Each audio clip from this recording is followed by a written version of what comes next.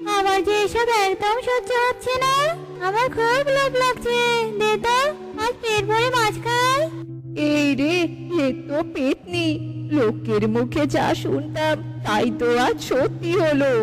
হে ভগবান, এবার যদি আমি এই পেতনিকে মাছ না দেই তাহলে তো নির্ঘাত আমার ঘাড় মটকাবে।